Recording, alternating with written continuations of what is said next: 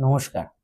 আপনারা কি জানেন পুরীর জগন্নাথ দেবের প্রসাদ আমাদের সাধারণ মানুষের সাথে সাথে ভূত পিশাচ এবং যে সমস্ত আত্মাদের মুক্তি লাভ ঘটেনি তাদেরও বিতরণ করা হয়।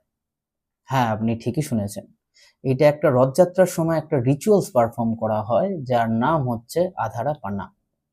আধারা শব্দের অর্থ হচ্ছে লিপ এবং পান্না শব্দের অর্থ হচ্ছে ঘোল। সুইট ডিশ যেরকম দইয়ের যেরকম ঘোল হয় সেরকম হচ্ছে ঘোল। এবং এই ঘোলটা কি দিয়ে প্রিপেয়ার করা হয়? দুধ, দই, কলা, চিনি, মিছরি এছাড়া আনুষঙ্গিক আরো অনেক কিছু দিয়ে প্রিপেয়ার করা হয়। বলা হয় মহিলারা এই প্রিপারেশনে সাথে থাকেন, ইনফ্যাক্ট র মেটেরিয়াল গুলোকেও ওনাদেরকে টাচ করতে দেওয়া হয় না।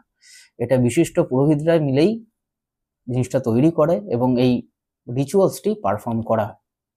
রথযাত্রার সময় রথগুলো শ্রীমন্দিরে ঢোকার আগে ৩টি বড় বড় মঠে করে এই ঘোল আনা হয়।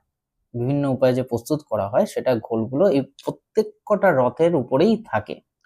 তারপর পুরোহিতরা রিচুয়ালস পারফর্ম করে, মন্ত্র পাঠ করে এবং এই ঘোলগুলি জগন্নাথ দেবের লিপে বা ঠোঁটে টাচ করে এই রথের উপরেই ভেঙে দেওয়া হয় এবং সমস্ত ঘোলটা রথ থেকে নিচে পড়ে। কথিত আছে বিভিন্ন ভূত পিশাচ এবং যে সমস্ত আত্মারা মুক্তি লাভ করে নিহ জগৎ থেকে তারা জগন্নাথ দেবের রথের চারপাশে ঘোরে এই প্রসাদ পাওয়ার আশায়। এবং আরো কথিত আছে এই প্রসাদ পেলে তারা ইহ জগৎ থেকে মুক্তি লাভ ঘটে বা নির্বাণ লাভ ঘটে। তাদের আর এই লাইফ সাইকেল, এই যে জন্ম মৃত্যু, এই যে লাইফ সাইকেল তার মধ্যে আর পড়তে হয় না, তাদের সম্পূর্ণরূপে নির্বাণ লাভ ঘটে। এটা খুব মিস্টেরিয়াস এবং চমকপ্রদ ইভেন্ট একটা, যেটা যারা অনেকে পুরীতে যায় তারা দেখেন। আমি এরকম আরো ছোট ছোট মিস্টেরিয়াস ইভেন্ট নিয়ে ভিডিও করব, আপনারা সাথে থাকবেন।